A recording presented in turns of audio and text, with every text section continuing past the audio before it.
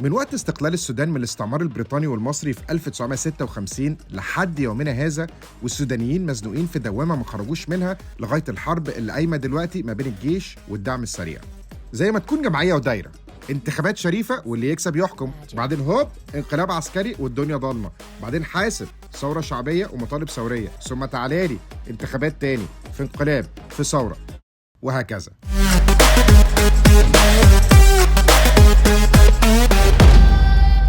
بعد الاستقلال السودان بقى عندها حكم مدني لأول مرة من 1956 ل 58 تحت رئاسة إسماعيل الأزهري. إسماعيل الأزهري ده مؤسس الحزب الوطني الاتحادي. حزب الاتحادي بينادي بالوحدة مع مصر، عايزين مصر والسودان يبقوا بلد واحدة، ده من الناحية السياسية. في نفس الوقت حزب الاتحادي مربوط بطائفة دينية. الحوار ده غريب علينا، بس هما في السودان ساعات الأحزاب بيبقى ليها أجندة سياسية ومذهب ديني منفصل عن السياسة في نفس الوقت. حزب الاتحادي بيمثل طائفة الختمية الصوفية اللي أسسها واحد اسمه محمد عثمان المرغني سر الختم في 1917، ودلوقتي حفيده محمد عثمان المرغني هو مرشد الطريقة الختمية الصوفية ورئيس الحزب. كان قاعد عندنا هنا في مصر الجديدة 10 سنين كده، وبعدين رجع على الخرطوم بعد الثورة. هو مقتنع ان الجيش لازم يلعب معانا السياسة. حكومة الأزهري دي كانت مؤقتة لغاية ما يعملوا انتخابات. السودانيين من الخمسينات وهما بينتخبوا رؤسائهم، واحنا ما عرفناش يعني ايه تصويت بجد لغاية انتخابات الرئاسة في 2012.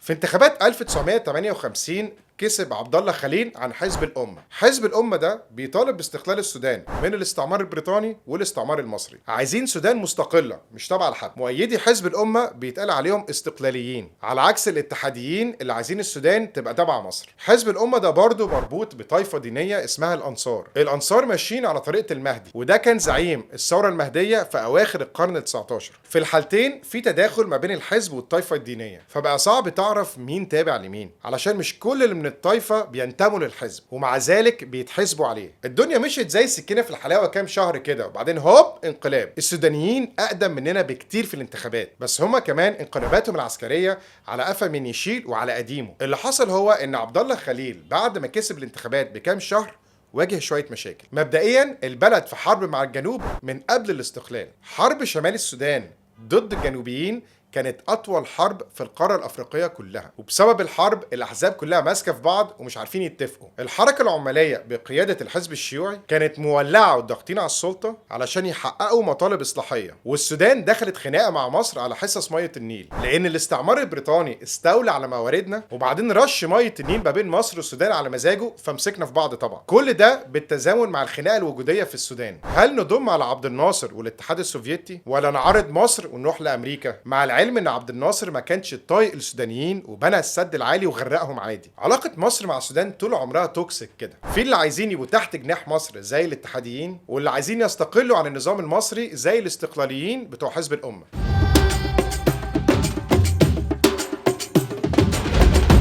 عبد الله خليل كسب الانتخابات بس ما عرفش يشكل حكومه، وخاف لاحسن احزاب المعارضه تبني تحالف وتقلشه وهو لسه جديد في السلطه. احتاس شويه فقام طالع على الفريق عبود قائد الجيش وقال له انقلب عليا بس خليك حنين. يعني رئيس الحكومه راح طلب من الجيش انه ينقلب عليه، وهو ده بقى اداء النخبه السياسيه في السودان. هم اول لما يتزنقوا بيرموا نفسهم في حضن الجيش. يعني عبد الله خليل ده كسب الانتخابات وعنده ملايين من المؤيدين، وبدل ما ينزل الخناقه السياسيه مع الاحزاب قال للجيش ينقلب على حكومته. انت متخيل؟ ده حتى مش انقلاب ناعم، ده انقلاب ذاتي. عبود قبل الدعوه وانقلب على عبد الله خليل وقفش قرض من الامريكان بكل حب وحنان، واول لما مسك الحكم قلبها ضلمه. حل كل نقابات العمال والمهنيين وقفل الجريده العماليه اللي اسمها الطليعه، واللي بيدعو بس لاضراب كان بيلبس اعدام وش كده. ده غير طبعا الاعتقالات والمحاكمات العسكريه وكل الحاجات اللي احنا عارفينها دي. كان المتوقع ان الحركه العماليه تنام لها كام سنه على ما عبود يفك ويسيب لهم مساحه تنفيذ يلعبوا فيها، بس في خلال سنتين الحركه العماليه عادت للملاعب رغم المحاكمات والاعدامات. وفي المقدمه عمال السكه الحديد في عطبره عملوا اضراب في 1959 وتاني في 61. طبعا في ظل الظروف المنيله دي اي اعتراض حتى لو لمجرد المطالبه بتحسين المرتبات يعتبر عمل سياسي وثوري فشخ. ما العسكر قافلين النور، بس عمال السكه الحديد كانوا بيطالبوا بتحسين الاجور، وكمان كانوا بيحتجوا على حل النقابات وطالبوا برفع حاله الطوارئ، واعلنوا تضامنهم مع المعتقلين. فضلوا شغالين في السر ورجعوا ينشروا ويوزعوا جريده الطليعه في الكتيمي.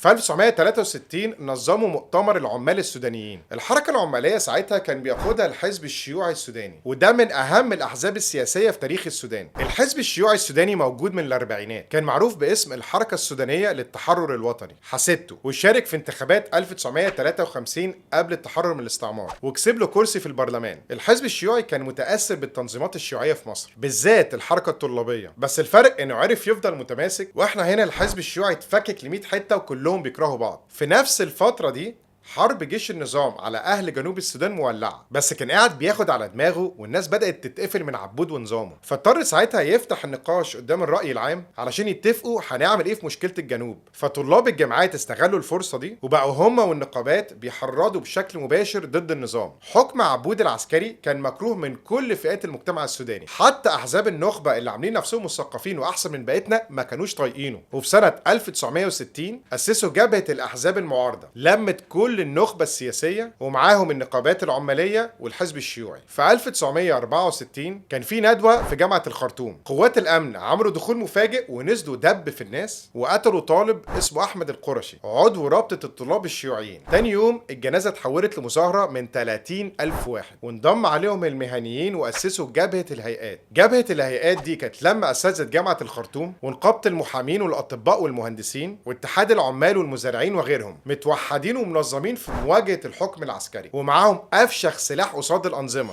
وهو الإضرابات. وفعلا في خلال أيام النقابات العمالية تحت قيادة الحزب الشيوعي أعلنوا عن إضراب عام في الخرطوم والمدن الكبيرة، أدى لشلل كامل في الاتصالات والنقل والخدمات، وقطع خط الإمدادات للجيش في الجنوب. الإضراب العام كان القشة اللي قسمت ظهر عبود، لأن حتى الضباط الصغار والرتب المتوسطة كانوا بينفضوا الأوامر قمع الإضراب. وفي الآخر يوم 15 نوفمبر 1964 عبود اتنحى وحل المجلس العسكري كله. من الستينات والسودانيين بينظموا نفسهم وبيجيبوا أتخن ديكتاتور الأرض، جامدين فشخ الحقيقة.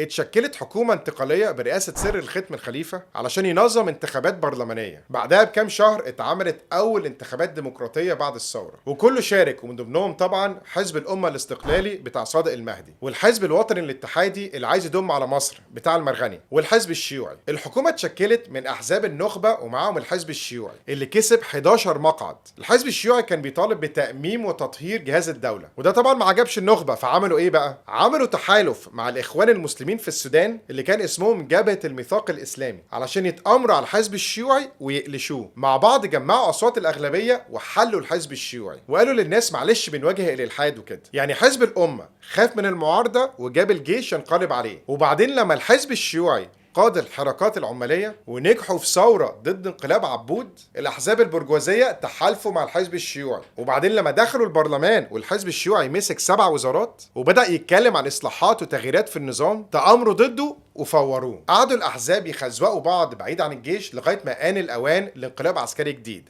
ورجعنا للدوامة تاني. الطبقة الحاكمة كل مرة بتنزل بالسلاح على الشعب السوداني وهو ما بيستسلمش، ويفضل ينظم ويناضل ويقاوم لغاية ما ينتزع حق التصويت في الانتخابات. انت بتقتلي تقتلي تقتلي تقتلي كل ما تتقلي تتقلي تتقلي تتقلي ما بتحصل لي ما بتحصل لي تحصل لي ما بتحصل لي غير لي صلصلي صلصلي زي انا. الزمن بكيف لو جيتي مارقة بجمالك منه انتي فارقة، من ما شفتك انت القلب سارقة، سودانية أجمل الأفارقة. انتي بتقتلي بتقتلي تقتلي تقتلي كل ما تتقلي تتقلي تتقلي تتقلي